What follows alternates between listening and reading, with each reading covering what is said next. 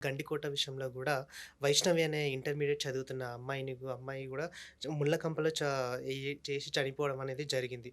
అసలు దాని గురించి క్షుణ్ణంగా వివరిస్తారా మాకొకసారి? బుద్ధి, జ్ఞానం లేని పిల్లలండి. హ్మ్. ఇవాళ రేపు 14 ఏళ్ళు అవును. పైటలు వేయకుండానే పైటలని ఎందుకన్నానంటే ఓణీలు ఫంక్షన్ చేస్తారు పిల్లలకి. అవును. 9వ ఏటో, 10వ ఏటో ఆ ఓణీలేసుకునేదాకా కూడా ఆగట్లేదు. ఎంత దుర్మార్గంగా తయారవుతున్నారంటే పిల్లలు.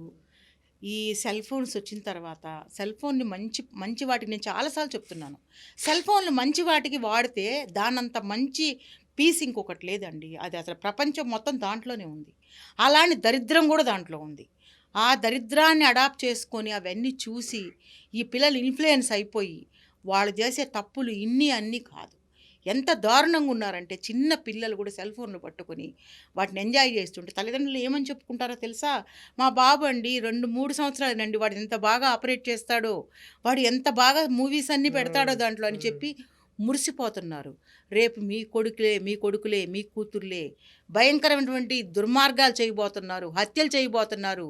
మొన్న ఒక అమ్మాయి చూడండి. ఆ అమ్మాయి పేరేంటో నాకు రాలేదు. ఆ తల్లిని పట్టుకుని అన్యాయంగా చంపేసి, హ్మ్. హ్మ్. బాయ్ ఫ్రెండ్ కోసం వాడిని పిలుచుకొనొచ్చి తల్లిని పిలుచుకొనొచ్చి. హ్మ్. చంపేసిందంటే ఎంత దుర్మార్గం అనుకోవాలా? కన్న ఊపిరితో తల్లిని. ఉన్న సుత్తితో కొట్టి మరీ చంపేసిన సందర్భం మనం చంపేసి చూసాం. బతికుందని చెప్పి మళ్ళా బతికుందని ఫోన్ అవును. చేసి ఆ! వాడిని పిలిపిచ్చి ఇంకొక 2 దెబ్బలేపిచ్చి తల్లిని చంపేసినటువంటి దుర్మార్గురాలు. ఆమె రెండో పెళ్లి చేసుకోనుండొచ్చు. అది ఆమె సొత్తు.